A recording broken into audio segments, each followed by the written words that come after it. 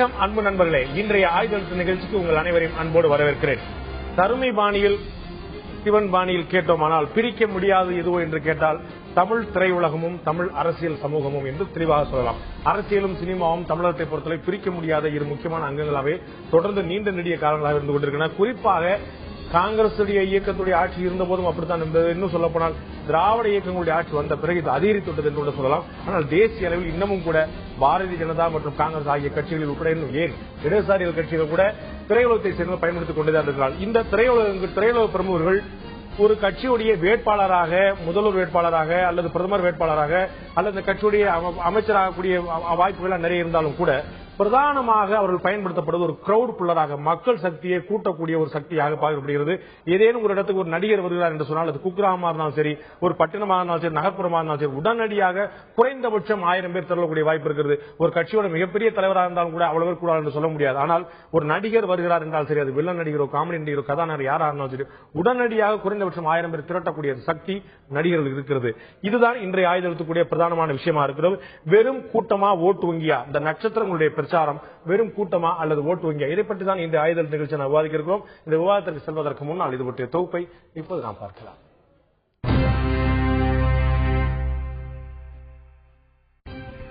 தேர்தல் பிரச்சாரங்கள் ஆரம்பித்துவிட்டன. தேர்தல் திருவிழாவில் சினிமா நட்சத்திரங்களின் முக்கியத்துவத்தை பார்க்கலாம். ஒவ்வொரு பிரதான கட்சிகளுக்கும் சில சினிமா கலைஞர்களின் பிரச்சாரம் தேவைப்படுகிறது. திமுகவில் குஷ்பு, வாகை சந்திரசேகர், குமரிமுத்து போன்றோர், அதிமுகவில் விந்தியா, கிளி, குண்டு கல்யாணம் போன்றோர் தற்போது பிரச்சாரத்தில் இறங்குகிறார்கள். இப்படி பிரச்சாரத்தில் ஈடுபடும் சிலர் காலப்போக்கில் பதவிக்கும் வருகிறார்கள். காங்கிரசில் வைஜெயந்தி மாலா, ஜமுனா, சிவாஜி கணேசன், அமிதாப் பச்சன் வரிசையில் தற்போது நடிகை நக்மாவும் கடந்த 10 ஆண்டுகள் செய்த பிரச்சாரத்தின் பலனாக மீரட் நாடாளுமன்ற தொகுதியில் போட்டியிடும் வாய்ப்பு பெற்றுள்ளார். அதேபோல முன்னாள் இந்திய அழகியும் நடிகையுமான குல்பர்னாவிற்கு ஆம் ஆத்மி கட்சி சண்டிகரில் போட்டியிட வாய்ப்பளித்துள்ளது. பாஜக முன்பு ஹேமமாலினி, சத்ருகன் சின்ஹா போன்றவர்களுக்கு வாய்ப்பளித்தது. அதிமுகவில் நடிகர் எஸ் சந்திரன், எஸ் சேகர் போன்றோர் வாய்ப்பு பெற்றனர். சமாஜ்வாதி கட்சியில் நடிகைகள் ஜெயா பச்சன், ஜெயபிரதா போன்றவர்களுக்கு எம்பியாகும் வாய்ப்பு தரப்பட்டது. தற்போது ஜெயபிரதா அஜித் சிங் கட்சியில் சேர்ந்து நாடாளுமன்ற தேர்தலில் போட்டியிடுகிறார். சுதந்திர போராட்ட காலத்தில் கே.பி. சுந்தராம்பாள், வி. நாகையா போன்றோர் காங்கிரஸ் மேடைகளில் விடுதலை முழக்கம் செய்தனர். தங்கள் சொந்த பணத்தை கட்சிக்கும் நாட்டுக்கும் செலவழித்தனர். ஆனால் இந்த நடிகர் நடிகைகள் அரசியலில் சேருவது எதற்காக? நாட்டிற்கு தொண்டாற்றவா? பணம், பதவி, அதிகாரத்தை எதிர்பார்த்தா? அரசியல் கட்சிகள் தங்கள் கட்சிகளில் நடிகர் நடிகைகளுக்கு முக்கியத்துவம் தருவது எதற்காக? அவர்களின் கொள்கை ஈடுபாடு காரணமாகவா?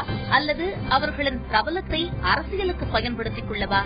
சம்பந்தப்பட்ட நடிகர் நடிகைகளால் ஒரு கட்சிக்கு வாக்கு வங்கி கூடுகிறதா அல்லது பெரும் கூட்டத்தை ஈர்ப்பதற்காக அவர்கள் பயன்படுத்தப்படுகின்றனரா?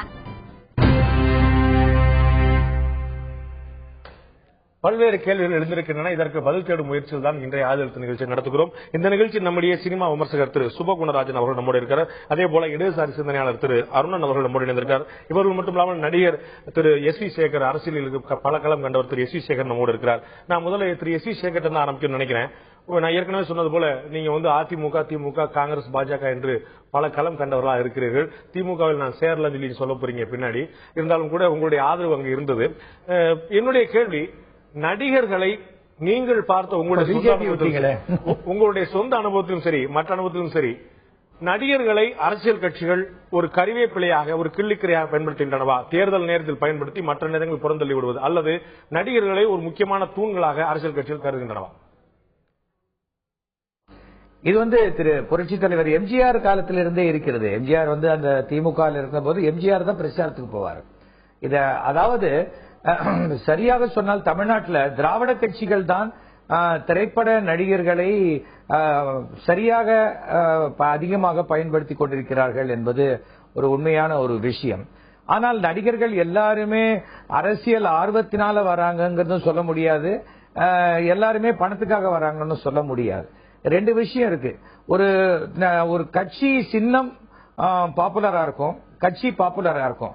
ஆனால் அந்த தொகுதியில ஓட்டு வாங்கக்கூடிய வேட்பாளர் முகம் பரிச்சயமாக இல்லாத பொழுது அதை ஓரளவுக்கு பரிச்சயப்படுத்துறதுக்காக பரிச்சயமுள்ள முகம். ஏன்னா இப்போ நாம குளிக்கிற சோப்பு கூட ஸ்ரீதேவி போட்டு குளிக்கிற சோப்பு, அதே சமயத்துல காஜல் போட்டு குளிக்கிற சோப்பு தான் யூஸ் பண்ணணுங்கிற ஒரு மனோபாவம். அது கூட உங்க நடிகையா சொல்றீங்க நீங்க. எங்க அதனாலதான் காஜல் அகர்வால் சொன்னேன், அது நீங்க காதல வாங்கிக்கல. நீங்க அது அந்த காலத்திலிருந்து இருக்கிறதுக்கு சொல்றேன். அந்த மாதிரி இருக்கக்கூடிய ஒரு விஷயங்கள் இருக்கிறது. இப்போ ஒரு நகை விளம்பரம்னா கூட இன்னைக்கு பாத்தீங்கன்னா அமிதாப் பச்சன் தேவைப்படுகிறார், பிரபு நான் பண்ணிருக்கேன்.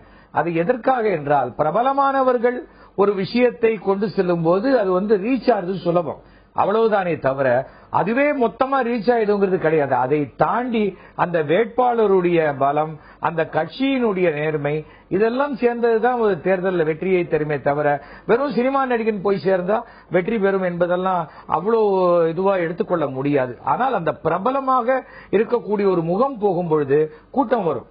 நான் 2004 அதிமுக பாரதிய ஜனதா கூட்டணிக்காக பிரச்சாரம் பண்ணும் பொழுது நெய்வேலியில நான் போய் என்னுடைய ஜீப் போய் நின்ன உடனே 1000 பேர் வந்தாங்க. அதற்கு எதிர்த்தாப்புல அப்பதான் திரு டாக்டர் ராமதாஸ் பேசி முடிக்க போறாரு, 20 பேர் கூட இல்ல. ஆனால் அந்த தேர்தல் என்னாச்சு, டாக்டர் ராமதாஸ் தான் வெற்றி பெற்றார், நான் பேசின கட்சி வெற்றி பெறல. இது எதற்காக சொல்றேன் என்றால் அந்த கூட்டம் வருவது மட்டுமே ஓட்டாக மாறிவிடும் என்பது உண்மையான ஒரு விஷயம் அல்ல. ஆனால் அந்த கூட்டம் தேவைப்படுகிறது. திரு சுபகுணராஜன் கொண்டு போக விரும்புறேன். சார் சொன்னாங்க கூட்டம் நிச்சயமா கூடும், ஆனா அவங்க ஓட்டு போறாங்க அப்படிங்கிறதுக்கு உத்தரவாதம் கிடையாது. ஏன்னா அவர் பிரச்சாரம் பண்ண ஒரு கட்சியை தோற்று போயிட்டு, ஆனால் கூட்டம் குறைவா இருந்த ஒரு கட்சியை வெற்றி பெற்றது அப்படின்னார். அப்ப இந்த நடிகர்கள் நம்ம தேர்தல் பிரச்சார மேடைகள்ல கலைக்குழு சொல்லி ஒண்ணு வச்சிருப்பாங்க. அவங்க ஒரு இடதுசாரி கட்சிகள் மாதிரி இல்லாட்டி ஒரு புதிய கட்சிகள் மாதிரி ஒரு சிறிய கட்சிகள் மாதிரி இருக்கிறவங்க கலைக்குழு வச்சு பண்றது, கொஞ்சம் பெரிய சக்தி வாய்ந்தவங்க நடிகர்களே அனுப்பிடுறது, வெறும் ஒரு கிரௌட் புல்லரா மட்டும் தான் அவங்க பயன்படுத்துறாங்க நினைக்கிறீங்களா?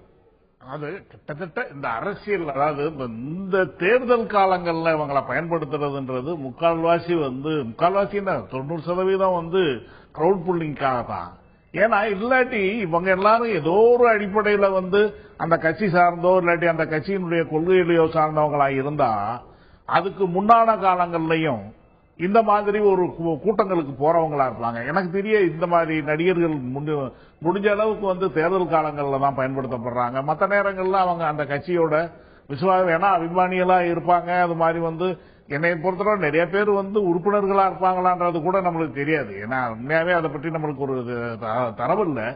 ஏன்னா உறுப்பினர்களா இல்லாம பிரச்சாரத்துக்கு எப்படி தெரியல. பின்னாடி அன்னைக்கு சேர்ந்துக்கலாமே, அது ஒரு பெரிய கஷ்டமான வேலை கிடையாது. ஏன்னா போன முறையே 2-3 முறையா எல்லா கட்சிகளுமே, நம்ம எந்த கட்சியும் குறிச்சு சொல்ல வேண்டியதில்லை, பெரிய ஒரு பிரபல சிரிப்பு நடிகர் வந்த அன்னைக்கு அவர் ஒன்னும் உறுப்பினரா இல்ல, கடைசி வரைக்கும் ஒரு உறுப்பினரும் இல்ல. ஆனா அவர் ஒரு பெரிய தேர்தல் பிரச்சாரத்தை சூறாவளியா நடத்தி காட்டினாரு. அது அவங்களுக்கு என்ன எஃபெக்ட் கொடுத்ததுன்றது எல்லாருக்கும் தெரிஞ்சதுதான். அதுதான் சூழல். அப்ப இவங்க உறுப்பினர்களாக இருக்கிறாங்களான்றதே முதல்ல கேள்விக்குரிய ஒன்னா இருக்கு, முதல் விஷயம். ரெண்டாவது, இவங்க கொள்கை எந்த மேடையிலையும் இந்த மாதிரி நட்சத்திரங்கள் போய் பெரிய சீரியஸான சித்தாந்தங்களையோ இல்லாட்டி தத்துவங்களையோ பேசுறது இல்லை.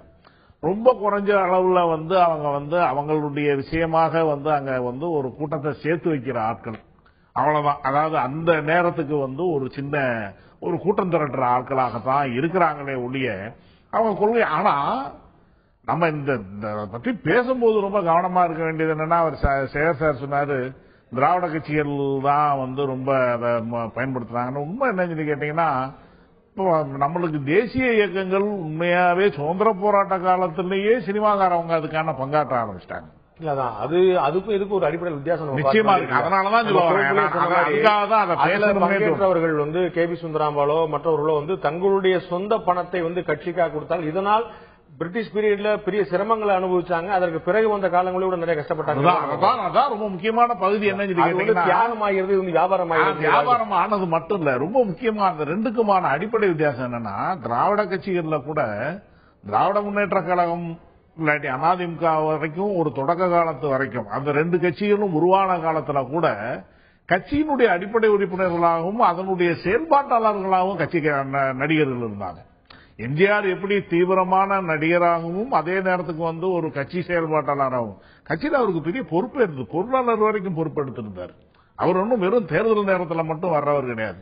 எஸ்.எஸ். ராஜேந்திரனோ இல்லாட்டி கே.ஆர். ராமசாமியோ என்.எஸ். கிருஷ்ணன் போன்றவங்களே வந்து ஒரு அபிமானிகளாக வந்து அது கூட வந்து அவர் தேர்தலுக்கு போனது இல்லாட்டாலும் கூட அவங்க யார் அப்படி யாருன்றத நான் திரு அருணன் அவர்கள்ட்ட கேட்கிறோம். நம்ம பார்த்தோம், ஒரு 2 உதாரணம் பார்த்தோம். எம்ஜிஆர் மாதிரி, ஒரு என்டிஆர் மாதிரி ஒரு சர்வ வல்லமை படைச்சு முதலமைச்சர் பதவி வரைக்கும் போயிட்டு கட்சியிலேயே ஒரு மிகப்பெரிய பங்காற்றி தனி கட்சியை கண்டு வந்து பெரிய உயரம் தொட்டாங்க.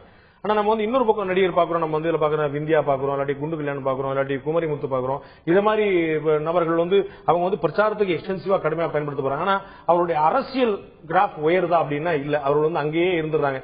தேர்தலும் போது நினைவு கூட போறது மற்ற விட்டுறாங்க. இந்த 2 ஆட்கள் வந்து அவங்களுடைய சொந்த பலத்தினால முன்னேறாங்களா, இல்லாட்டி மக்களுடைய பாப்புலாரிட்டினால முன்னேறாங்களா? வந்து எம்ஜிஆரோ என்டிஆரோ மத்தவங்க வந்து அவங்களுடைய கால்குலேஷன்ஸ், அவங்களுடைய கணக்கினால் முயற்சி பண்ண முன்னேறாங்களா, இல்லாட்டி மக்களுடைய செல்வாக்கினால் முன்னேறாங்க? நானு 3 வகையா பார்க்க விரும்புறேன் திரைப்பட கலைஞர்கள் மற்றும் அவங்களுடைய அரசியல் வாழ்வு என்பதுல. இப்ப ஐயா சுட்டி காண்பித்தது போல தேசிய இயக்கத்தில் ஏற்கனவே ஏகாதிபத்திய எதிர்ப்பு என்கிற முறையில நீங்களே காண்பித்தது போல கே.பி. சித்தரம்பாள் போல அவங்களுடைய கணவர் போல அவங்க காங்கிரஸ் மேடையில ஏறி நின்று தேசிய பாடல்கள் பாடுவாங்க. ஆகவே அந்த கொள்கை உடன்பாட்டுடன் ஒரு அரசியல் இயக்கத்தில் வெகு காலமாகவே இருந்து பணியாற்றி அதன் தொடர்ச்சியாக தேர்தல் அரசியலுக்கு வருவது, இது ஒரு பகுதி. இது திராவிட இயக்கத்திலே வந்தது, குறிப்பாக திமுகவில் வந்தது. இன்னும் ஒரு கட்டத்தில் பாத்தீங்கன்னா 50கள்ல வந்துட்டு சிவாஜி கூட விலகி அப்புறம் சிவாஜி இதுக்கு காங்கிரஸுக்கு போயிட்டார். ஆனா குறிப்பாக சொன்னது போல கே.ஆர். ராமசாமி அவர்தான் முதல்ல வந்தவர், பிறகு எஸ்.எஸ்.ஆர். எம்ஜிஆர். இந்த 3 பேரும் மிகப்பெரிய அளவுக்கு ஒரு நட்சத்திரங்களாக இருந்தவங்க அரசியல் மேடையிலும் மின்னினார்கள். ஆனா நீங்க என்ன கவனிக்கணும்னா இந்த 3 பேருமே ஆரம்ப கட்டத்திலிருந்தே 50கள்ல இருந்தே குறிப்பாக இந்த திமுகவுடைய கொள்கைகளை பேசி வந்தவங்க, அதுல மிகவும் ஊர்ந்து அதுல வந்து மூழ்கி போனவங்க. அதனால அவங்க வெறுமனை வந்து மற்றவங்களை தாக்கி பேசுவது இருக்கும், ஆனால் அது கொள்கையுடன் தான் சேர்ந்து இருக்கணும். நாங்க இந்த கொள்கைக்காக நிக்கிறோம், அந்த கொள்கை சரியா தவறா என்பதுக்குள்ள நான் போகல. ஆனால் திரைப்பட கலைஞர்களும் தாங்கள் சார்ந்த அரசியல் இயக்கத்தின் கொள்கைகளை உள்வாங்கி வெளிப்படுத்துகிற ஒரு தலைவர்களாக கலைஞர்களாகத்தான் இருந்தாங்க. நான் வெறுமனே தலைவர்கள் வார்த்தை பயன்படுத்தேன், வெறும் கலைஞர்களாக மட்டுமல்ல தலைவர்களாகவே பரிணாமம் பெற்றாங்க. இது முதல் பகுதி, அது காங்கிரஸ்லயும் இருந்துச்சு, இதுல இருந்துச்சு. 2வது பகுதியா நான் என்ன பாக்குறேன்னா, பொதுவா ஒரு கட்டத்துல ஒரு கட்சியில் இருக்கக்கூடிய ஒரு திரைப்பட கலைஞர் இன்னொன்னுக்கு வருவார், அல்லது இதுவரைக்கும் அரசியலே இறங்காத ஒரு திரைப்பட கலைஞர் ஏதேனும் ஒரு அரசியல் கட்சியில சார்ந்து சேர்ந்து அதனுடைய கொள்கையை பிறகு கொஞ்சம் கற்றுக்கொண்டு அதை கொஞ்சம் பேசிட்டு வருவார். தேர்தல் வரும்போது தேர்தலையும் பங்கு கொள்வார். இது 2வது வகை. இந்த 2ஐயும் என்னால புரிஞ்சுக்க முடியுது. இப்ப அண்மை காலமா இருக்கக்கூடிய 3வது வகை என்னன்னா, தேர்தல் வந்த பிறகு மட்டுமே சில சினிமா கலைஞர்கள் பிரச்சாரத்திற்கு மட்டுமே அழைக்கப்படுகிறார்கள். அதனாலதான் ஐயாவுக்கு வந்த சந்தேகம், அவங்க உண்மையிலேயே ஒரு கட்சியினுடைய தேர்தல் பிரச்சாரத்தில் ஈடுபடுறாங்களே அந்த கட்சியில உறுப்பினராக ஏன் அவர் கேட்டாருன்னா உண்மையிலேயே நமக்கு சந்தேகம். பேர சொல்றதுல தவறு இல்லைன்னு நினைக்கிறேன். போன்ற தேர்தலாம் மிக முக்கிய உச்சத்தில் இருந்தார் நம்முடைய வடிவேல் அவர்கள். சாதாரணமான கலைஞர் அல்ல, மிகப்பெரிய கலைஞர். ஆனா அவர் வந்து ஒரு குறிப்பிட்ட கட்சிக்காக ஒரு குறிப்பிட்ட அணிக்காக பிரச்சாரம் பண்ணார். ஆனா அதற்கு முன்பு திராவிட முன்னேற்ற கழகத்தினுடைய கொள்கை கோட்பாடுகள்லாம் உள்வாங்கி என்றைக்காக வெளிப்படுத்தியவரா இல்ல. இதை பற்றி தான் நம்ம வந்து ஒரு சிறிய இடைவெளிக்கு பிறகு பேச இருக்கிறோம். கடந்த தேர்தலில் நடிகர் வடிவேலு வந்து வைகை புயலாக அறியப்பட்டவர். தமிழ் சினிமாவுடைய வரலாற்றுல மிகப்பெரிய நாகேஷுக்கு பிறகு முகபாவனை மிகப்பெரிய ஒரு பாவனைகள்ல வந்து அவருடைய அட்ராக்ஷன் குழந்தைகள் கூட பிடித்த மாதிரி நடிக்கக்கூடிய ஒரு நடிகராக இருந்தவர். அவர் திராவிட முன்னேற்ற கழகத்துக்கு ஆதரவாக என்பதை விட தேசிய முற்போக்கு திராவிட கழகத்துக்கு எதிராக, குறிப்பாக விஜயகாந்துக்கு எதிராக கடுமையான பிரச்சாரத்தை மேற்கொண்டார். இதனுடைய விளைவு என்னவாக இருந்தது? இதற்கு முன்னாலும் கூட நடிகை மனோரமா ஒரு நிலைப்பாடு எடுத்தார். அதனால் அவர்கள் திரையுலகத்தில் சந்தித்த பிரச்சனைகள் என்ன? நட்சத்திரங்களின் பிரச்சாரம் வெறும் கூட்டமா அல்லது ஓட்டு வங்கியா என்ற தலைப்பில் இன்றைய ஆயுதத்து நிகழ்ச்சியில் நான் விவாதித்துக் கொண்டிருக்கிறோம். நான் திரு நடிகர் எஸ்.வி. சேகர்ட்ட கொண்டு போக விரும்புகிறேன். இடைவெளிக்கு முன்னால சொன்னது போல நடிகருடைய பிரச்சாரம் என்ன மாதிரியான தாக்கத்தை மக்கள் மத்தியில் ஏற்படுத்துகிறது என்பது ஒருவரும் இருக்க, அந்த பிரச்சாரம் நடிகர்களுக்கு என்ன மாதிரியான தாக்கத்தையும் பாதிப்பையும் ஏற்படுத்துகிறது என்பது ஒரு மிக முக்கிய பிரச்சனையா இருக்கிறது. கடந்த தேர்தல் நம்ம சட்டசபை தேர்தலில் பார்த்தோம். திரு வடிவேல் அவர்கள் திராவிட முன்னேற்ற கழகத்துக்கு ஆதரவாக என்பதை விட தேசிய முற்போக்கு திராவிட கழகத்துக்கும் அதனுடைய தலைவர் திரு விஜயகாந்துக்கும் எதிராக கடுமையான பிரச்சாரத்தை ஊர்வராக மேற்கொண்டார். கூட்டத்துக்கு குறைவே கிடையாது. திரும்ப திரும்ப தொலைக்காட்சியில போட்டு காட்டப்பட்டது. அவ்வளவு பெரிய கூட்டம் மிக நகைச்சுவையாக ரசித்து பார்க்கப்பட்டது. அதே போல அதுக்கு 2-3 தேர்தலுக்கு முன்னால் நடிகை மனோரமா, திரையுலகத்தால் மிகவும் பெரிதும் மதிக்கப்படும் நடிகை மனோரமாவுடைய பிரச்சாரம் வந்தது. ஒரு நடிகரை பார்த்து, இன்னும் சொல்ல போனால் சூப்பர் ஸ்டார் விஜயகாந்தை, சூப்பர் ஸ்டார் ரஜினிகாந்தை ஒரு மறைமுகமாக தாக்கி அவருடைய விமர்சனங்கள் இருந்தது. இது பின்னால் அவர்களுக்கே ஒரு பெரிய பாதிப்பை ஏற்படுத்தியது. பிரச்சாரம் செய்யும் போது கொள்கைகள், சித்தாந்தங்கள் தாண்டி அவர்கள் தங்களுடைய எல்லையை தாண்டி செல்ல வரக்கூடிய விளைவா இது. இதை அவர்கள் எப்படி தவிர்க்க முடியும்? கண்டிப்பாக இது நான் 1980 சினிமாவில் நடிக்க ஆரம்பிச்சேன். 85 இருந்தே அரசியல் பிரச்சாரங்களை நான் மேற்கொண்டிருக்கிறேன்.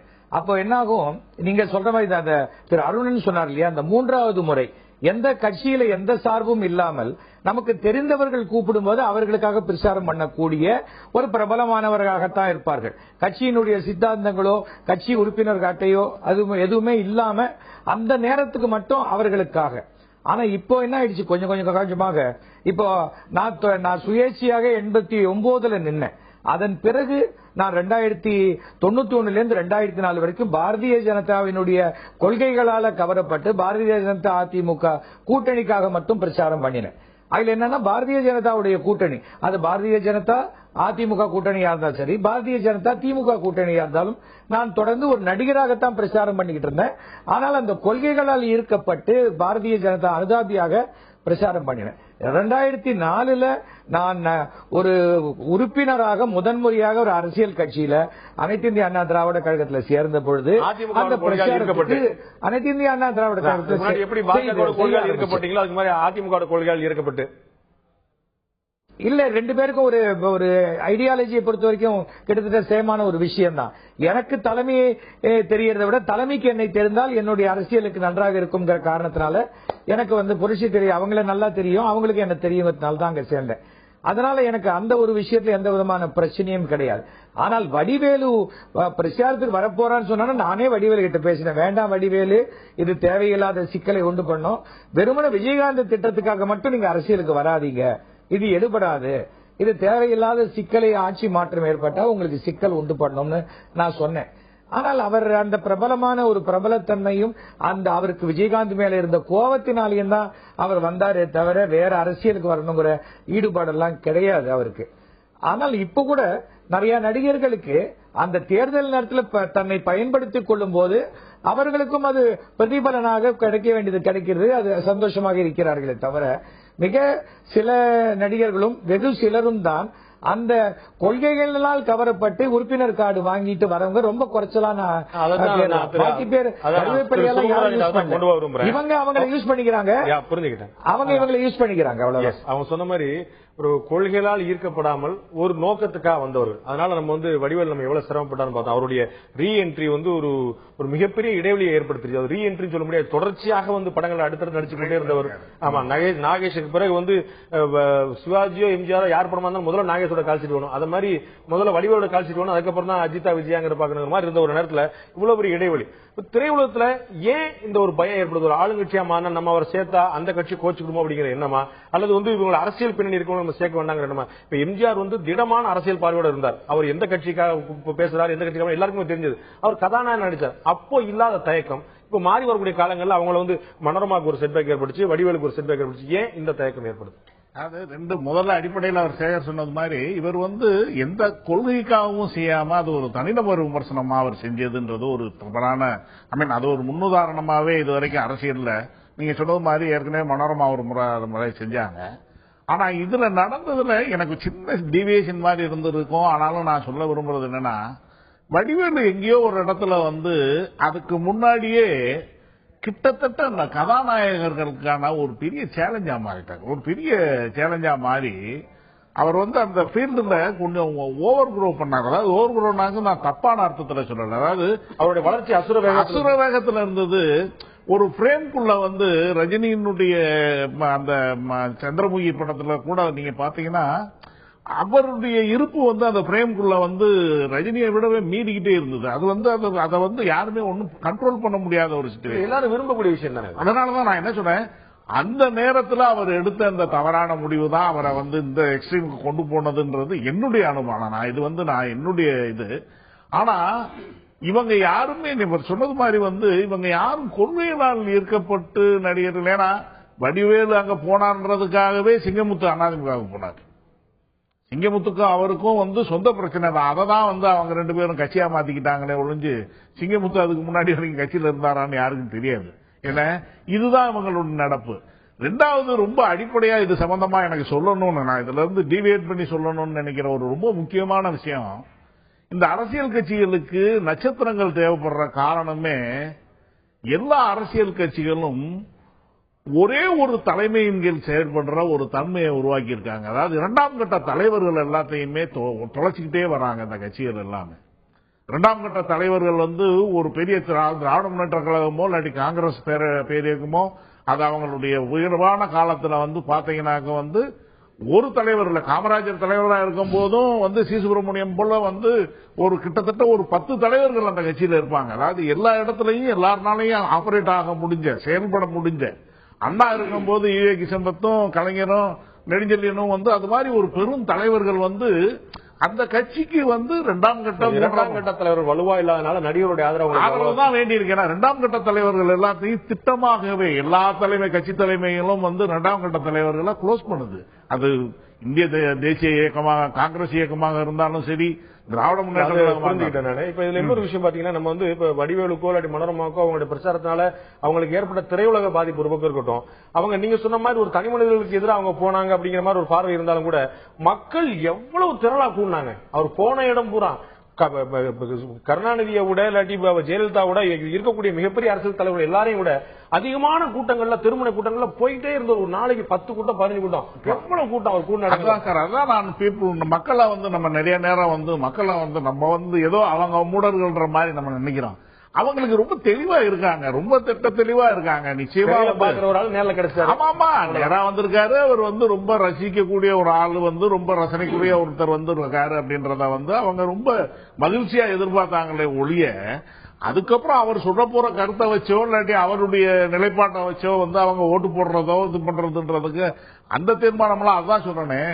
அப்ப அது எப்ப இன்ஃபுளுன்ஸ் பண்ணும்னா, நீங்க எம்ஜிஆரும் எஸ்.எஸ். ராஜேந்திரனும் அந்த கொள்கைக்காக கே.ஆர். ராமசாமியும் நம்ம சொன்னது மாதிரி அவங்க இருந்த கொள்கை பிடிப்போட அந்த கட்சியினுடைய இதுகளோட இருந்த அப்படி பார்த்தாலுமே கூட எம்ஜிஆர் பகுத்தறிவு பாசத்துல இருந்து வந்தவர்னு சொல்றோம். ஆனா அவர் பகுத்தறிவு கொள்கை என்னைக்குமே ஏற்றுக்கிட்டா நம்ம பார்க்கல.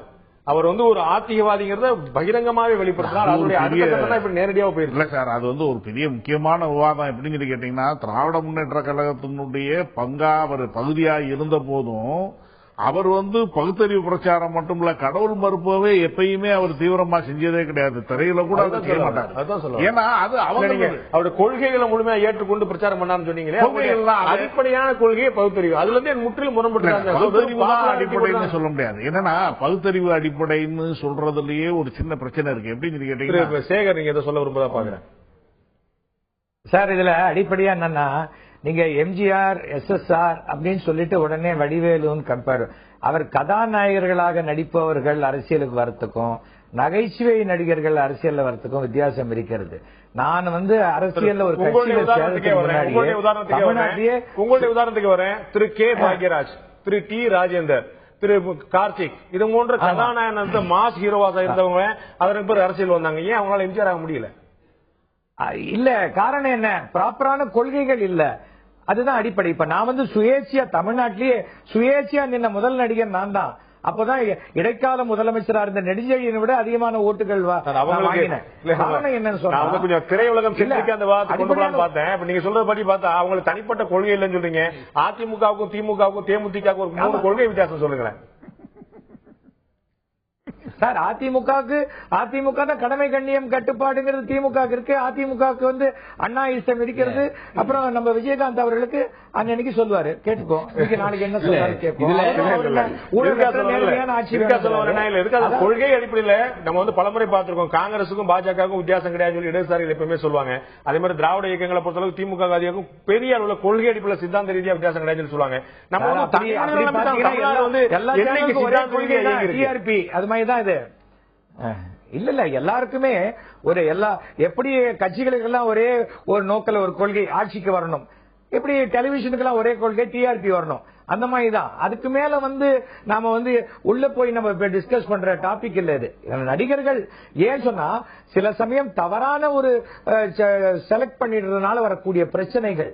நீங்க சொன்னீங்க நடிகர்கள் ஒரு இதுல எடுத்துக்கிறாங்க, அது ஆளுங்கட்சி வரும்போது என்னாச்சு, ஆளுங்கட்சி ஒண்ணுமே சொல்லல, ஆனா வடிவேலுவோ போட்டா படம் ரிலீஸ் ஆகாதோ அப்படிங்கிற ஒரு ஃபியருக்கு வந்துட்டாங்க ப்ரொடியூசர்ஸ். அது சமீப காலமா தான் வந்திருக்கு, முன்னாடி அப்படி கிடையாது. இப்பதான் ஒரு கடந்த எம்ஜிஆர் படம் ரிலீஸ் ஆக தடுமாறின காலமும் இருந்துச்சு. அது திமுக தலைவர் கருணாநிதி வசனம் எழுதி தடுமாற காலம் இருந்துச்சு. அது நேரடியான பிரச்சனை. அது கலைஞர் கருணாநிதிக்கும் எம்ஜிஆருக்கும் ஏற்பட்ட ஒரு பிரச்சனை. தொடர்ந்து இருந்து கொண்டுதான் இருக்கிறது. நான் திரு அருணன் கொண்டு போக விரும்புறேன். நம்ம ஏற்கனவே பேசணும், திரு சேகர் சொன்ன மாதிரி கொள்கைகள் சித்தாந்தங்கள்லாம் ஒண்ணும் கிடையாது. நம்ம அந்தந்த பாப்புலாரிட்டி ஒரு முக்கியமான விஷயம் பார்த்தா கூட இடதுசாரி இயக்கங்கள், நீங்களே கூட நடிகர்களையும் இயக்குநர்களையும் திரையுலகத்தை சேர்ந்தவர்கள் எடுக்கிற ஒரு விஷயத்தை பாக்குறோம்.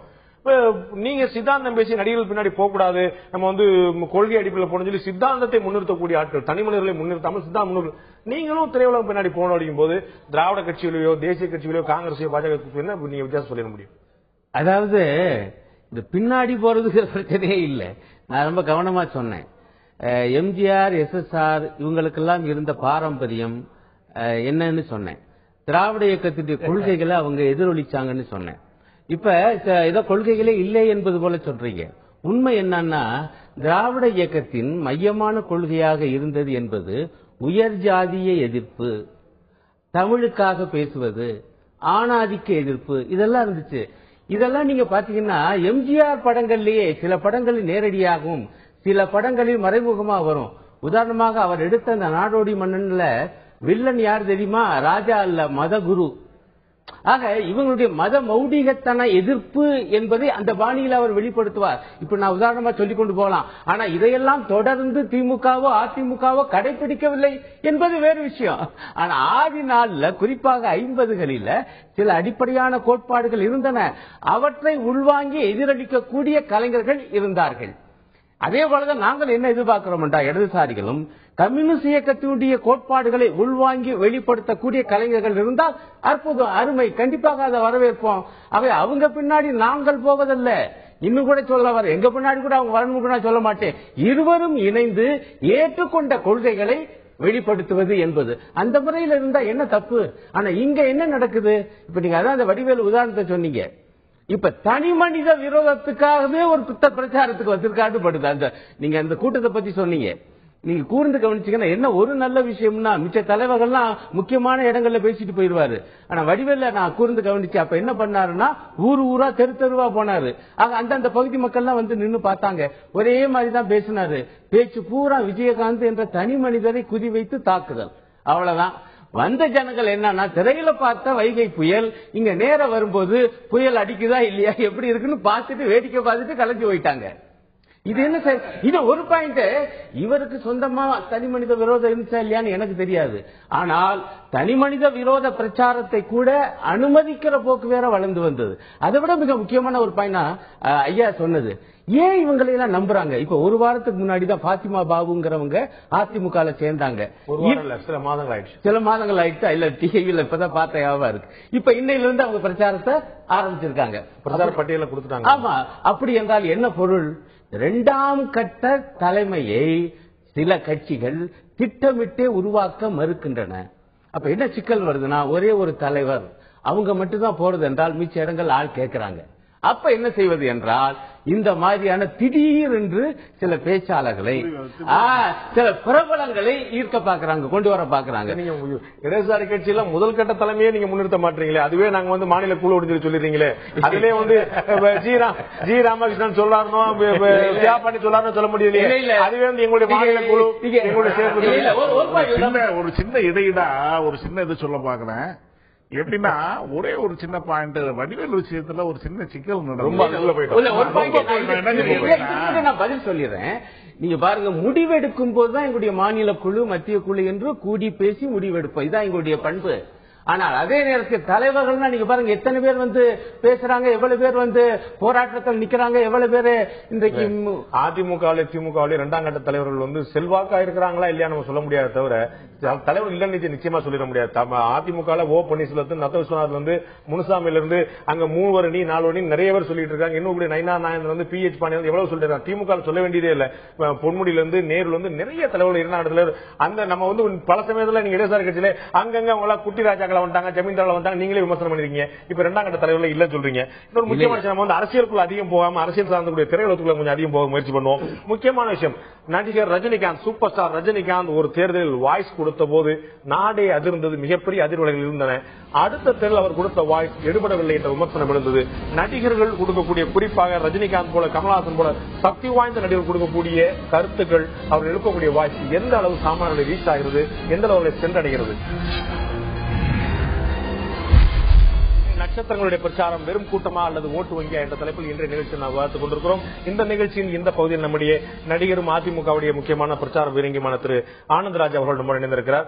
திரு ஆனந்தராஜ் அவர்களை வரவேற்கிறார். நான் உங்கள்கிட்ட தான் இந்த பகுதியோட கொண்டு வருவேன். இடைவெளிக்கு முன்னாடி நான் சொன்னது போல நடிகர்களுடைய குரலுக்கு, நடிகர்களுடைய பிரச்சாரத்துக்கு எந்த அளவுக்கு ஒரு வாய்ஸ் இருக்கு நீங்க பாக்குறோம். உங்களை மாதிரி கட்சியில அங்க வைத்துக் கொண்டிருக்கக்கூடியவர்கள் கட்சியுடைய கொள்கையில கட்சியுடைய தலைமையை நீங்க முன்னெடுத்து போவீங்க. ஆனா நம்ம ஏற்கனவே பார்த்தா ஒரு திரு வடிவேலுடைய பிரச்சாரத்தை பத்தி எக்ஸ்டென்சிவா பார்த்தோம் முதல் 2 பகுதியில. இன்னொரு மிக முக்கியமான ஒரு பிரச்சாரம் நடந்துச்சுன்னா 96ல சூப்பர் ஸ்டார் ரஜினிகாந்தோடைய ஒரு வாய்ஸ், அவர் வந்து தொலைக்காட்சியில தோன்றி அவர் அளித்த பேட்டி, பத்திரிகைகள் கொடுத்த வாய்ஸ் வந்து ஒரு மிகப்பெரிய ஒரு அதிர்வலைகளை ஏற்படுத்தியது.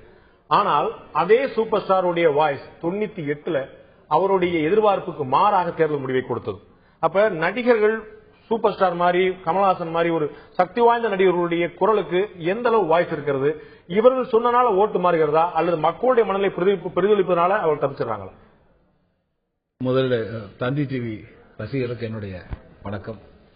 நான் இந்த நிகழ்ச்சியிலே சற்று காலதாமதமாக இணைந்திருக்கிறேன். காரணம், என்னுடைய கழகத்துடைய கட்சியினுடைய பிரச்சாரத்திலே நான் ஈடுபட்டுக் கொண்டது, அங்கிருந்து நேராக வருகிறேன்.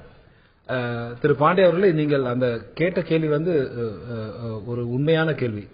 அதாவது மக்களுடைய எண்ணங்களை பிரதிபலிப்பதுதான் நடிகருடைய வாக்கு, நடிகருடைய வார்த்தை, அவருடைய வாக்குறுதி என்பதை விட எதை சார்ந்து அந்த வாக்குறுதி இருக்கிறது என்பதை பொறுத்து மக்கள் முடிவெடுக்கிறார்.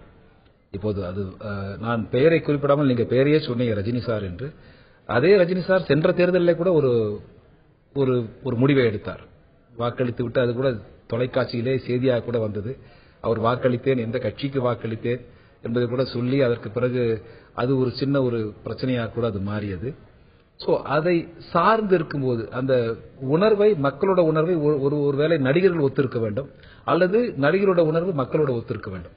எது இன்ஃபுளுன்ஸ் பண்ணது அப்படிங்கிறது என்னோட கேள்வி. மக்களுடைய உணர்வுகளை இவர்கள் வெளிப்படுத்தும் போது அது சக்தியாக ஒரு வாய்ஸாக மாறிவிடுகிறதா, அல்ல இவர்கள் கொடுக்கும் குரலினால் அந்த மக்களோட இவர்கள் கொடுக்கும் குரலினால் மாறுவதில்லை, அது கிடையாது. உண்மை அது அல்ல. மக்களுடைய எண்ணங்களோடு இவர்களோட கருத்து ஒத்திருந்தால் அது இன்னும் கூடுதலான வெற்றியை கொடுக்கும். அந்த வெற்றியோடு இவர்களும் அந்த வெற்றியை பகிர்ந்து கொள்வார். மக்களோட டயலாக நீங்க பேசுறீங்க. நிச்சயமான உண்மை. நான் ஒரு நடிகனாக அல்லாது, நான் சார்ந்திருக்கிற ஒரு கட்சியிலே நான் கடைநிலை தொண்டனாக இருக்கிற காரணத்தால் எனக்கும் அது மிக நன்றாக தெரியும். அதாவது எந்த ஒரு நடிகருமே, நான் சென்ற முறை பல நடிகர்களை பார்த்து விட்டேன். பல நடிகர்கள் கட்சி ஆரம்பித்து அவருடைய குரலுக்கு என்ன மரியாதை இருக்கிறது என்பதை பல முறை பார்த்து விட்டார். சென்ற இதே நாடாளுமன்ற தேர்தலில் கூட ஒரு நடிகர் தன்னுடைய மகன் இருக்கிறார் என்ற எண்ணத்திலே ஒரு கட்சியை தொடங்கி அந்த கட்சியோடு ஒரு சில தொகுதிகளில் மட்டும் அவர் தேர்ந்தெடுத்து அவர் வந்து தேர்தலை சந்தித்தார். ஆனால் வாங்கிய வாக்கு வெறும் 800 வாக்கு. நாடாளுமன்ற தேர்தலில் 800 வாக்கு என்பது மிக குறைவான ஒரு வாக்கு. ஒரு 5 லட்சம் வாக்குகள் இருக்கிற தேர்தலே குறைவான வாக்கு தான். ஆமா, உள்ளாட்சிக்கு அது 800 என்பது குறைவான வாக்கு தான். என்னை பொறுத்தவரை அது அல்ல. இன்றைக்கு நடிகர்கள் என்பது வேறு, ஆனால் மக்கள் வந்து இந்த நடிகரை எதோடு ஒத்து பார்க்கிறார் என்பதுதான் உண்மை. நான் திரு எஸ் வி சேகத்தை கொண்டு வரும் முறை உங்கள்கிட்ட இதுல வந்து ஏற்கனவே பெரிய ஜாம்பவன்களா திரையுலகத்தில் இருந்த எம்ஜிஆர், சிவாஜி ரெண்டு பேருமே தங்களை வந்து அரசியல முழுமையாக ஈடுபடுத்திக்கிட்டவங்க. சிவாஜி கடைசி காலங்கள் வெளியிட்டார், எம்ஜிஆர் கடைசி வரைக்குமே முழுமையா இருந்தார். ஆனா அதுக்கு அடுத்த தலைமுறையில் மிகப்பெரிய அளவில் வெற்றி வாக்கக்கூடிய ஒரு இரட்டைகளா பார்க்கப்படக்கூடிய கமல், ரஜினி ரெண்டு பேருமே ஏன் திரையுலகத்திலிருந்து தங்களை முழுமையா வெளிப்படுத்திட்டாங்க? எல்லாருடைய நட்பு, அதிமுகவோட நட்பு, திமுகவோட நட்பு, ஆட்சிக்கு யார் வந்தாலும் அவருடைய நட்பு, அதோட நிறுத்திக்கிடுவோம், நான் அரசியல நேரடியா வரதில்லைங்கிற இந்த முடிவை அவர் எடுப்பதற்கு காரணம் என்னவா? இவருடைய இன்ஃபுளுன்ஸும் கூட ஒரு கட்சியோ ஒரு மிகப்பெரிய சக்தியா வளர்ந்திருக்க முடியுமே எம்ஜிஆர் மாதிரி? கண்டிப்பா முடியாது சார். கண்டிப்பா. அதாவது சினிமா என்பது வேற. சினிமால நீங்க ஒரு ஷூட்டிங்ல நல்லா நடிச்சிட்டீங்கன்னு வச்சுக்கோங்க, அந்த படம் பிடிச்சதுனாக்க நீங்க பெரிய ஸ்டார் ஆயிடலாம். ஆனா அரசியல்ல நீங்க பாட்டுக்கு ஒரு இடத்துல உட்கார்ந்துகிட்டு பெரிய ஆளா ஆக முடியாது. அதற்கென்ற சுற்றுப்பயணம், மக்களை பார்க்கறது, தொண்டர்களை சேர்க்கிறது அது மிகப்பெரிய ஒரு விஷயம். அரசியல் சினிமா பிரபலம் அரசியலுக்கு உதவுமே தவிர, அரசியல்ல நீங்க பிரபலம் ஆகணும்னா அரசியல்ல உழைத்து முன்னுக்கு வந்தாதான் முடியுமே தவிர இந்த வெறும் பிரபலத்தன்மை முடியவே முடியாது. கேரளால ஏன் இன்னைக்கு சினிமா ஸ்டார்லாம் வர முடியல? சினிமா வேற, அரசியல் வேற நாங்க வச்சிருக்காங்க. நீங்க திரு ஆனந்தராஜ் சொன்னது மாதிரி தான். அதாவது மக்களுடைய கருத்துக்களை ரஜினிகாந்த் சொல்லும் பொழுது அது ரஜினிகாந்த் சொன்ன கருத்து ஏற்றுக்கொள்ளப்பட்டதாக இருந்தது. ஆனா மக்களுடைய கருத்துக்கு எதிரான ஒரு கருத்தை அவர் சொன்ன போது அதை ஏத்துக்கல. ரசிகர் மன்றம் இருக்கக்கூடிய நடிகர்களே ரசிகர்களுக்கு பிடிச்ச படத்தை பண்ணாதான் அந்த படம் ஓடும், இல்லன்னா அந்த படம் ஓடாது. இதுதான் அடிப்படை. அதனால தவிர ஒரு உசரத்துக்கு போகும்போது ஏதாவது ஒரு கட்சியை நாம் சார்ந்துட்டாக்க வேறொரு கட்சிக்கு ஆட்சிக்கு வரும்போது நம்முடைய தொழிலுக்கு பிரச்சனை வருமோ என்ற அச்சம் எல்லா நடிகர்களுக்குமே உண்டு. எதுக்கு தேவையில்லாத ஒரு பிரச்சனையில போய் நம்ம தொழில போய் மாட்டிக்கணும் அப்படிங்கிற ஒரு எண்ணம் எல்லா நடிகர்களுக்குமே இருக்கு. ஆனா முதல்ல முன்னாடி சொன்னாங்க சித்தாந்தங்கள் உள்ள நடிகர்கள் பின்னாடி போறது. நடிகர்கள் வேற, சித்தாந்தங்கள் வேற. நடிகர்களும் மனிதர்கள் தான், நடிகர்களுக்கும் எல்லா சித்தாந்தங்களும் உண்டு. ஆனால் அது சினிமா தான் முக்கியங்கிறவங்க வெளிப்படுத்த மாட்டாங்க. சினிமாவை தாண்டி எனக்கு சித்தாந்தம் முக்கியம். எனக்கு இப்போ இந்த 4 வருஷத்துல நான் ஒரு படம் கூட பண்ணல. படம் பண்ணாட்டா பரவாயில்ல நான் நினைக்கிறேன். நான் ஒரு அரசியல்வாதியாக, ஒரு சொசைட்டிக்கு ஒரு உபயோகம் உள்ளவனாக இருக்கணும்னு நினைக்கிறேன். அவ்வளவுதான். நான் இது வரைக்கும் 51 முறை ரத்த தானம் பண்ணிருக்கேன். எத்தனை அரசியல்வாதிகள் ரத்த தானம் பண்ணிருப்பாங்க? அதனால நடிகர்கள் என்பவர்கள் வெறும் பிரச்சார கருவிகள்ங்கிறதே தவறான ஒரு விஷயம். நடிகர்களுக்கும் அந்த சமுதாயத்துக்கு தொண்டு செய்யணுங்கிற எண்ணம் இருக்கிறது. அது என்ன பிரபலமாக இருக்கும் போது அந்த தொண்டு செய்யும் போது மற்றவர்களே அதை ஈர்க்கிறதுக்கு உண்டான ஒரு வழி. அது ரொம்ப சிம்பிளான ஒரு விஷயம். நம்ம பின்னாடி நல்லது செய்யறதுக்கு பெரிய குரூப் வரும் அப்படிங்கறதா. ரஜினிகாந்த் எனக்கு தெரிந்தவரை அவர் அரசியலுக்குள்ள வரவே மாட்டார். வாய்ஸ் கொடுக்கறதுங்கிறது ஒரு கம்பல்ஷன்ல கொடுத்தாரு, அவ்வளவுதான். நன்றி திரு எஸ் வி சேகர், உங்களுடைய கருத்துக்களுடைய பந்து. நான் திரு அருணன் கேட்க விரும்புறேன். இதுல பாத்தீங்கன்னா திரு ஆனந்தராஜ் மாதிரி மற்றவர்களுடைய சகோதரர்கள் மாதிரி நிறைய நடிகர்கள் உங்களை பிரச்சாரத்தில் தொடர்ந்திருக்காங்க. எஸ் வி சேகரும் கூட இவர்கள்ட்ட எம்ஜிஆர் மாதிரி, ஜெயலலிதா மாதிரி, விஜயகாந்த் மாதிரி அவர்கள் எப்படி உருவாறாங்க? இவர்களை மாதிரி ஒரு நடிகர்களா உருவாகி தங்களுடைய வாழ்க்கை ஆரம்பிச்சவங்க எப்படி ஒரு மிகப்பெரிய தலைவர்களா இவ்வளவு பெரிய கூட்டத்தை, இவ்வளவு பெரிய சக்தியை தங்களுடைய கட்டுக்குள்ள கொண்டு தலைவர்களா எப்படி வராங்க? அவர்கள் நடிகரா மட்டும் இல்லாம வேற எதுவா இருந்தாலும் அந்த இடத்துக்கு வந்திருப்பாங்க நம்ம சொல்ல முடியுமா? இல்ல, இப்ப உதாரணம் என்னன்னா, இந்த ஐயா சொன்ன ஒரு முக்கியமான பாயிண்ட், ஒரு காலகட்டத்தில் மக்களுடைய மனோநிலையை பிரதிபலிக்கக்கூடிய ஒரு தலைவராக ஒரு கலைஞர் வர முடியும் என்பதுதான், திரைப்பட கலைஞர் வர முடியும் என்பதுதான் காட்டுகிறது. இப்ப எம்ஜிஆர் காங்கிரஸ்ல இருந்திருந்தா பெரிய தலைவராக ஆகியிருக்க முடியாது. எதை வச்சு சொல்றீங்கன்னா சிவாஜி ஆகல. 50கள் 60களுடைய நிலைமை என்னன்னா, அந்த சுதந்திர போராட்ட காலத்துல காங்கிரசுக்கு இருந்த அந்த கவர்ச்சி, ஈர்ப்பு என்பது வடிச்சுக்கிட்டே இல்லாம போகுது 60கள்ல. அதை விட மாற்றி கூட பாக்கலாம்ல. காங்கிரஸ்ல எம்ஜிஆர் இருந்தா காங்கிரஸ் இன்னைக்கு மிகப்பெரிய வலுவான இயக்கமா மாறி 96, 98கள்ல நரசிம்மரா ரஜினிகாந்த் கேட்டுக்கிட்டு இருந்தாரு தகவல் உண்டு. நீங்க கட்சிக்கு வந்துருங்க, நம்ம பண்ணுவோம்னு சொல்லிட்டு அவர் கூட்டணி அமைக்க ஒரு முயற்சி பத்தி பேசிட்டு இருக்கும்போது அவர்கள் உள்ள வந்திருந்தா அந்த பார்ட்டி ஒரு இல்ல அதான் சொல்ல வரேன். மக்களுடைய உணர்வோடு இவர்கள் ஏந்து போகும் பொழுதுதான் அந்த வெற்றி கிடைக்கிறது. அதனாலதான் இப்ப நீங்க ரஜினி சாரை பத்தி கூட அந்த உதாரணம் சொன்னீங்கல்ல, ஒரு முறை சொல்றாரு அது பொருந்தி வருது, தேர்தல வெற்றியா மாறுது. இன்னொரு முறை சொல்றாரு அது பொருந்தி வரல, தோல்வியா மாறுது. அப்படி என்றால் அந்த கலைஞனுடைய புகழ் மட்டும் முக்கியம் அல்ல, அந்த காலத்தோடு அவன் சேர்ந்து நிற்கும் பொழுதுதான் வெற்றி சாத்தியமாகிறது. அதனால இதுதான் மிக முக்கியமான பாயிண்ட். இன்னும் ஒண்ணு மட்டும் நான் சொல்லிடுறேன். நீங்க இந்த திமுக, அதிமுக போன்ற கட்சிகள் 2ஆம் கட்ட தலைவர்களே இல்லை என்று நான் சொல்லல. விஷயம் என்னன்னா, ஏன் தேர்தலுக்கு மட்டும் சினிமாக்காரர்கள் சில பேரை பிடிச்சு பிரச்சாரம் முடிஞ்ச உடனே ஒதுக்கி வச்சிடறாங்க? அப்படி என்றால் என்ன அர்த்தம் என்றால், கூட்டத்தை ஈர்க்கக்கூடிய தலைவர்களாக அந்த 2ஆம் கட்ட தலைவர்களை இவங்களே வளர்க்க மாட்டேங்கிறாங்களோ என்கிற சந்தேகம் தான் நமக்கு வருது. நம்ம அப்படி மட்டும் முடிவு பண்ணிருமானே ஒரு கேள்வி இருக்குது. அருணன் கேட்கிறோம், அவர் சொன்ன உதாரணத்தை எடுத்து வரேன். அந்த மாதிரி ஒரு பிரச்சாரத்துடைய பீரங்கிகளா மட்டுமே இருந்த திரு ராதாரவி, திரு எஸ் எஸ் சந்திரன், திரு ராமராஜன் போன்றவர்கள்லாம் எம்எல்ஏ ஆனாங்க, எம்பி ஆனாங்க, பாராளுமன்றத்துக்கு போனாங்க, குரல் கொடுத்தாங்க. சோ நம்ம வெறுமனே ஒரு கிள்ளுக்கிறையா வச்சு கொண்டு வராங்க. வாகை சந்திரசேகருக்கு வாய்ப்பு கொடுக்கப்பட்டது, வெற்றி பெறல என்பது வேறு பக்கம். வாய்ப்பு கொடுக்கப்பட்டது எஸ் எஸ் சந்திரனுக்கு, சாரி எஸ் எஸ் ராஜன் கொடுக்கப்பட்டது, எம்ஜிஆர் கொடுக்கப்பட்டது, பறையமல்லினார். அவங்க அடுத்த கட்டத்துக்கு அவர்கள் கொண்டு போகக்கூடிய சக்தி அவர்களுக்கு இருக்க. வெறும் நடிகராக மட்டுமல்லாமல் அதை கன்வெர்ட் ஓட்டாக மாற்றக்கூடிய திறன் அவர்கள் இருந்தால் யார் தடுக்க போறாங்க? இல்ல, ரொம்ப முக்கியமான பாயிண்ட் நீங்க சொல்றது என்னன்னா, அந்த அந்த காலத்தால் எடுக்கப்படுற முடிவும் ரொம்ப முக்கியம்ன்றதுதான். ஏன்னா ரஜினியை பற்றி நீங்க சொல்லும் போது, ரஜினி நான் அரசியலுக்கு வரும்போது வருவேன், ஒரு நாள் வருவேன்னு சொல்லிக்கிட்டே இருந்தாரே ஒழிஞ்சு, விஜயகாந்த் பிளஞ்ச் பண்ணாரு. அப்படி அதை ரொம்ப சாலிடா ஹீரோன்னு 2 பேருக்குள்ளயும் வித்தியாசம் பாத்தீங்கன்னாக்க, விஜயகாந்த் பிசி திட்டமிட்ட பயணமா இருக்கும். விஜயகாந்த் அவ்வளவு ஃபார்மா ஒரு நம்பிக்கையோட அந்த காலத்துக்குள்ள, அதாவது திராவிட கட்சிகள் மேல ஒரு சின்ன அதிருப்தி இருக்கிற இடத்தை பயன்படுத்துறதுக்கான ஒரு நபரா தன்னை முன்னிறுத்திக்கிட்டாரு. ரஜினி அந்த டிசிஷனை எடுக்கல. வேறுபாடு இருக்கு. தயவுசெய்து ரஜினி சாரோடையோ அல்லது முன்னாள் இந்த அனைத்து இந்திய அண்ணா திராவிட முன்னேற்ற கழகத்தை உருவாக்கிய புரட்சி தலைவரோடையோ விஜயகாந்த் எப்பொழுது நான் கடுமையாக மறுக்கிறேன். நம்ம சொல்றது ரெண்டையும் சரியா பாக்குறது இல்ல. நீங்க உங்களுடைய கட்சியுடைய கொள்கையை நீங்க சொல்றீங்க. ஒரு நான் கேட்பது ஒரு மனிதனுடைய திறமையை மக்கள் உணர்ந்து கொண்டதுதான். எம்ஜிஆர் ஒரு கட்சியை துவக்கினார். தமிழக முதலமைச்சர் தற்போதைய முதலமைச்சர் அந்த கட்சியுடைய அடுத்த 2 முறை 3 முறை வெற்றி பெறுவதற்கு முழுமையான காரணமா இருந்தார். எல்லா ஒரு மக்கள் பலம் இருக்கிற நடிகர் அனைவருமே இன்னைக்கு குறிப்பா சொல்லணும்னா வெளிப்படையா சொல்லுகிறேன், விஜயகாந்தை விட பலம் வாய்ந்த, விஜயகாந்தை விட வியாபாரம் இருக்கிற, விஜயகாந்தை விட கூட்டம் அதிகமா அவருக்கு நடிகர் இருக்கிறார். அவர் நாளை கட்சி ஆரம்பிச்சா கட்சி நடத்த முடியுமா? இல்ல, அதுதான் கேள்வி. டி ராஜேந்திரோ, கே பாக்யராஜோ, சிவாஜி நடிகர், கார்த்திகோ நிறைய பேர் மிகப்பெரிய நடிகர்களா இருந்தாங்க. ஆனா அவங்க அரசியல் அவங்களால மிகப்பெரிய வெற்றி பெற முடியல. ஒருவரை நம்பி இன்றைக்கு எந்த அளவுக்கு அந்த மரியாதை சரிந்திருக்கிறது என்பதை மக்கள் காலமாதமாக உணர்ந்து கொண்டிருக்காங்க. இன்னொரு விஷயம் நடந்து கொண்டிருக்காரு. நீங்க திரையுலகத்தில் இருந்துகிட்டு நீங்க அரசியல் ஒரு தீவிரமா இருந்து ஒரு பிரச்சாரத்துக்கு அதிகமா போறேன். என்ன எடுத்துக்கொள்ளுங்கள், நான் குறிப்பாக இப்போ ஒரு நடிகனாக இருக்கிறேன். நான் அதாவது நெகட்டிவ் கேரக்டர், அதாவது வில்லனாக நடித்தவன் தான். இன்றைக்கு நான் ஒரு கட்சியை சார்ந்திருக்கிற அந்த கட்சிக்காக எனக்கு மரியாதை கிடைத்திருக்கிறது. ஒரு நல்ல நடிகர் போல இருக்கு. நல்ல கட்சியை சார்ந்து வருகிற காரணத்தால் நான் தன்னை சிங்கம் என்றோ புலி என்று சொல்லவில்லை. நான் ஒரு புலிக்கு வாளில் இருக்கிற முடியாக இருந்தாலும் அது நல்ல புலி சிங்கம் என்கிற காரணத்தால் நடிகர் நம்பியார் எந்த அரசியல் சாராமல் அவருக்கு இருந்த மிகப்பெரிய மரியாதை. நான் ஒரு தீய பழக்கங்களுக்கு அடிமையாகாமல் இருக்கிற ஒரே காரணத்தால் நான் இன்னைக்கு ஒரு கட்சி, நல்ல கட்சி அதான் குறிப்பது, நல்ல கட்சியை சார்ந்த நடிகராக வருகிறது. இன்னைக்கு கிராமப்புறங்களில் ஒரு பெரிய மரியாதை.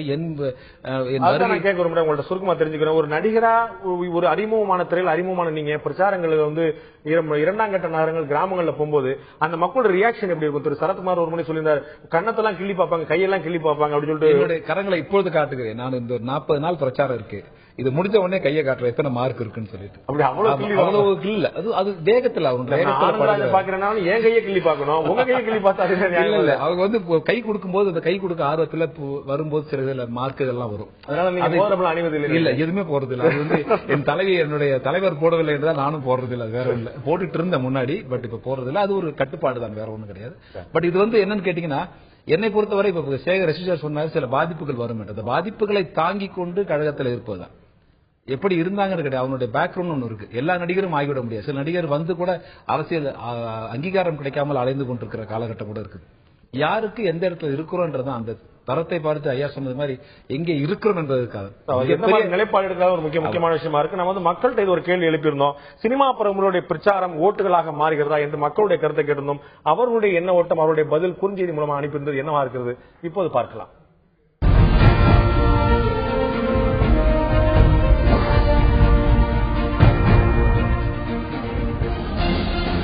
சினிமா பிரபலங்களுடைய பிரச்சாரம் ஓட்டாக மாறுமா என்ற கேள்விக்கு ஆம் ஓட்டாக மாறும் என்று 19% மக்களும், இல்லை வாக்காக மாற வாய்ப்பில்லை என்று 57% மக்களும், ஓரளவு ஓட்டுகளாக மாறக்கூடிய வாய்ப்பு உண்டு என்று 24% மக்கள் தங்களுடைய கருத்தை தெரிவிக்கிறார்கள்.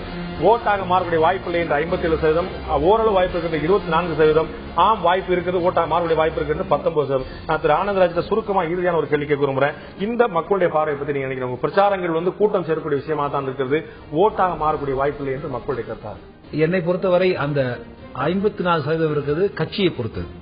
எந்த கட்சிக்கு யார் வருகிறார் என்பதை பொறுத்துதான். இன்றைக்கு மத்தியில் நடக்கிற மிகப்பெரிய ஒரு பிரச்சாரம், நானே கண் முன்னால் பார்த்த ஒரு செய்தி இருக்கிறது. நடிகை சௌந்தர்யா இறந்த பொழுது அவர் எந்த கட்சியும் சாராமல், எந்த கட்சியும் இல்லாமல் ஒரு கட்சிக்கு ஏதோ ஒரு வருமானத்திற்காக அல்லது ஒரு பிரச்சாரத்திற்காக அவரை பயன்படுத்த போய் அவர் ஹெலிகாப்டர்லேயே கர்நாடகத்திலிருந்து கிளம்பிய போது நானும் அன்றைக்கு அங்கே பிரச்சாரத்தில் இருந்தேன். இன்னொரு நடிகரும் அங்கே காங்கிரஸ் கட்சிக்காக இருந்தார். நான் இன்னொரு கட்சிக்காக இதே அம்மாவுடைய கட்டளை ஏற்று அங்கே இருந்தேன். அப்போது சௌந்தர்யாவும் வேறு ஒரு கட்சிக்காக இருந்தார். அவர் அந்த கட்சி பெயரை நான் குறிப்பிட விரும்பவில்லை. விமானத்தில் அது 2 விஷயம் அவர் புறப்படும் போது இறந்து விட்டார். ஆனால் அந்த கட்சிக்கும் அவருக்கும் சம்பந்தமே கிடையாது. இறந்த கட்சி அவர் பிரச்சாரம் செய்த கட்சிக்கும் அவருக்கும் சம்பந்தம் கிடையாது. ஆனால் அப்படி அந்த கண்ணோட்டத்திலும் மக்கள் பார்ப்பதுண்டு. இதை பணத்துக்காக அல்லது வருமானத்திற்காக அல்லது புகழுக்காக அல்லது அந்த கட்சியோட அந்த பிரபலத்துக்காக பயன்படுத்துகிறார்கள் என்பது இப்பொழுதும் அது நடந்து கொண்டிருக்கிறது. உண்மை சொல்ல போனார் நம்ம நிச்சயமா இடைவெளிக்கு முன்னால் கூட நம்ம அதை பற்றி பேசிக் கொண்டிருந்தோம். மக்கள் அரசியல் கட்சிகள் அரசியல் ஈடுபடக்கூடிய நடிகர்கள் எந்த கொள்கைகளுக்காக எந்த கட்சியை ஆதரிக்கிறார்கள் என்பதை மக்கள் பார்க்கிறார்கள். அவர் வெறும் பிரபலங்களாக பிரச்சார பீரங்களாக மட்டுமே இருக்கிறார்கள் அல்லது அந்த கொள்கையோடு தங்களை ஐக்கியப்படுத்துகிறார் என்பது பிரதானமான பார்வையாக இருக்கிறது. உயிரை காக்கக்கூடிய மருத்துவர்களுக்கு இல்லாத மரியாதை, அறிவை வளர்க்கக்கூடிய ஆசிரியர்களுக்கு இல்லாத மரியாதை இந்த தமிழ் சமூகத்தில் திரையுலக பிரபலங்களுக்கு எப்போதுமே இருந்து கொண்டே இருக்கிறது. அந்த பிரபலங்கள் அதை சரியாக பயன்படுத்தி இந்த மக்களுக்கு பதில் மரியாதை செய்வதற்கான ஏதோ நல்ல விஷயங்களை நல்ல கொள்கைகளை முன்னெடுத்து சென்றால் நிச்சயமாக திரையுலக பிரபலங்கள் மட்டுமல்ல மக்களுக்கு கூட நல்ல விஷயமாக தான் இருக்கும். இந்த நிகழ்ச்சியில் கலந்து கொண்டு கருத்திருத்த திரு சுபகுணராஜன் அவர்கள், திரு அருணன் அவர்கள், திரு ஆனந்தராஜ் அவர்கள், திரு எஸ் சி அவர்கள் 4 பேருக்கும் நன்றி. பார்த்த உங்களுக்கும் நன்றி நண்பர்களே. மீண்டும் இன்னொரு நிகழ்ச்சியில் சந்திப்போம். அதுவரை நன்றி, வணக்கம்.